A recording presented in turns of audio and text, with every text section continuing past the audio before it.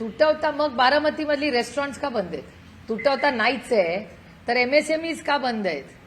आमचे देशपांडेंचा जो ग्रुप डायरीमध्ये चपात्या बनवतो, लाखो चपात्या रोज आमच्या महिला लाटतात, मग तिथे का सिलेंडर मिळत नाहीये? खरं तर मागणी ही जी पहिल्या दिवसापासून होतीये की एक पारदर्शक इन्क्वायरी व्हावी.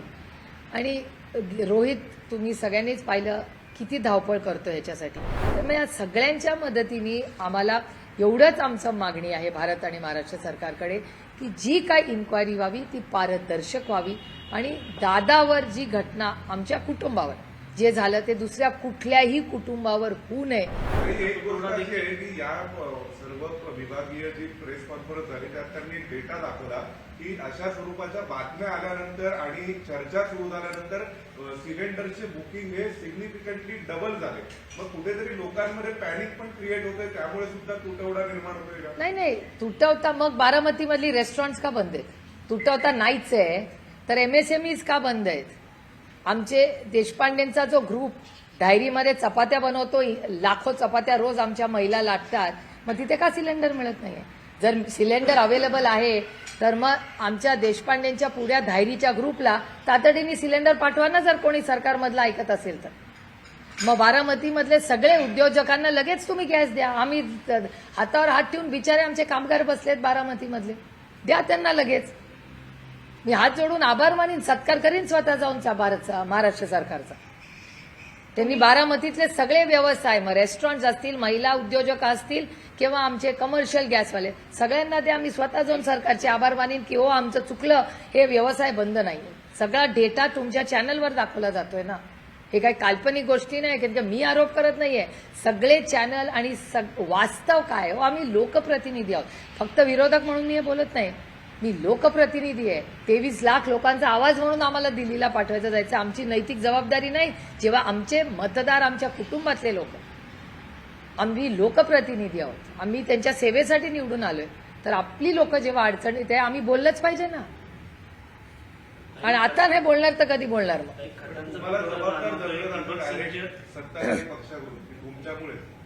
नाही पण मुख्यमंत्री म्हणाले काँग्रेस आणि तुम्ही पॅनिक. मान्य ना. मग माननीय मुख्यमंत्र्यांची माझी विनम्रपणे विनंती आहे की माननीय मुख्यमंत्र्यांनी बारामतीमधले हे जे 3-4 मुद्दे मी पाडले, त्यांनी जर तो उद्या पटकन आमच्या बारामतीकरांना लगेच गॅस दिला तर मी स्वतः जाऊन त्यांचे आभार मानीन. खतांचा तुटवडा जाणवतोय, त्याचबरोबर ठिबक, तुषार सिंचन ह्या ज्या गोष्टी आहेत यांच्या किमती मोठ्याने वाढताना दिसत आहेत. कारण माल जो मिळत होता तो मिळत नाहीये. शेतकऱ्यांवरती देखील मोठी कुऱ्हाड कोसळताना पाहायला मिळते. ह्याच्याबद्दल तुम्हाला आठवत असेल तर भारत सरकारने 2 मोठे केले. नॅनो फर्टिलायझर, तुम्हाला आठवतं? अरे मेरे तो कान पक गए सुन के. पार्लमेंटमध्ये जो उभं राहील म्हणायचं नॅनो फर्टिलायझरने, त्याचा डेटा कुठे? आणि मग काय झालं, ते नॅनो फर्टिलायझर आता का वापरायला होत नाही? ग्रीन अमोनियावर एक मोठं 8,000 कोटी रुपयाचं एक नवीन स्कीम काढली सरकारने. काय झालं त्या स्कीमचं? एवढा मोठा गाजावाजा करून तेव्हा हे फर्टिलायझर कमी करणार, आम्ही नॅचरल शेती करणार, मग काय झालं त्याचं आउटपुटचं? काय डेटा आहे त्याचा सगळा? आणि युरियाचं जेव्हा सरकार कितीही म्हणलं तरी राज्यांची तुम्ही जाऊन वास्तवता सगळा युरियाचा तुटवता कालही होता, आजही आहे. आणि महागाई तर काही विचारूच नका.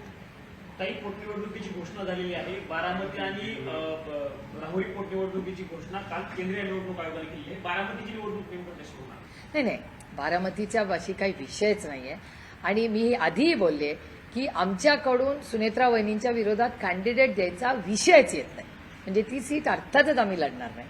त्याच्यामुळे आमच्याकडून, आणि अर्थातच महाविकास आघाडीचा विचारही तसाच असेल, पण राष्ट्रवादी काँग्रेस पक्ष शरद पवार हे कधीच सुनेत्रा वहिनींच्या विरोधात कॅन्डिडेट देणार नाही. धनगर समाज हे त्यांच्यासमोर एकाला कोणाला ठेवणार आहे असं बोलणार ती नाही मला माहिती. आम्ही ती सीट लढणार नाही ह्याच्या बाबतीत आमच्या मनात शंका नाही. आणि पक्षाने ऑलरेडी निर्णय घेतलाय, मी तुम्हाला आधीच सांगितलं. नाही, कोणीच लढणार, विषयच येत नाही. राहुरीमध्ये तुम्ही लढणार का? कारण ती सीट तुमच्याकडे आहे. आता त्याची चर्चा माननीय जयंत पाटील साहेब, संजय राऊत साहेब उद्धवजींशी बोलतील, काँग्रेसशीही बोलतील, आणि एक आज उद्यामध्ये महाविकास आघाडी त्याचा निर्णय घेईल. पण बारामती विधानसभेमध्ये सुनेत्रा वहिनींच्या विरोधात आम्ही कॅन्डिडेट देणार नाही हे मी तुम्हाला आधी सांगितलं, तर म्हणजे तो प्रश्नच येत नाही कॅन्डिडेट द्यायचा. विधिमंडळाचा 3रा आठवडा आहे आणि अमोल मिटकरी असं म्हणतायत की अदृश्य शक्ती चर्चा लावून येतली अशी शंका आहे अजितदादांच्या मृत्यू संदर्भात. खरं तर मागणी ही जी पहिल्या दिवसापासून होतीये की एक पारदर्शक इन्क्वायरी व्हावी. आणि रोहित, तुम्ही सगळ्यांनीच पाहिलं किती धावपळ करतो ह्याच्यासाठी. तो मागचा पूर्ण आठवडा पुढे आहे दिल्लीतही होता. दिल्लीमध्ये प्रत्येक पक्षाच्या नेत्यांना पाठपुरावा करतोय. तो परवा तेलंगणाच्या माननीय मुख्यमंत्र्यांना भेटायला गेला, त्यांनाही ब्रीफिंग केलं. उमर अब्दुल्लांनीही ब्रीफिंग त्यांनी केलं. आणि मला असं वाटतं की एक पारदर्शक इन्क्वायरी मागणं ह्याच्यात गैर काय. आणि इथेही म्हणजे मी आधीही बोललेले की मी उद्धवजींचे आणि काँग्रेस पक्षाचे मनपूर्वक आभार मानते की दादाच्या या केसमध्ये डिस्कशनसाठी मागणी ही काँग्रेस आणि उद्धवजींची शिवसेना, अनिल देसाई जी असतील किंवा अरविंद सावंत जी असतील. अरविंदजी तर 3-4 वेळा फ्लोअर ऑफ द हाऊसवर अरविंद सावंतजी हे बोललेले आहेत की आम्हाला अजितदादांची ही पारदर्शक इन्क्वायरी झाली पाहिजे. तर ऑन रेकॉर्ड शिवसेनाने हा मुद्दा मांडलेला आहे. त्याच्यामुळे मी खूप मनापासून त्यांचे आभार मानते. आणि ज्या ज्या नेत्यांना, मग अखिलेश यादव असतील, ममता दिदींचे सगळे खासदार असतील, काँग्रेसला आधीच राहुलजींनी रोहितला वेळ जो दिला, तर मग या सगळ्यांच्या मदतीने आम्हाला एवढंच आमचं मागणी आहे भारत आणि महाराष्ट्र सरकारकडे की जी काय इन्क्वायरी व्हावी ती पारदर्शक व्हावी. आणि दादावर जी घटना आमच्या कुटुंबावर जे झालं ते दुसऱ्या कुठल्याही कुटुंबावर होऊ नये, तो दिवस येऊ नये, एवढीच आमची प्रांजळ भावना आहे.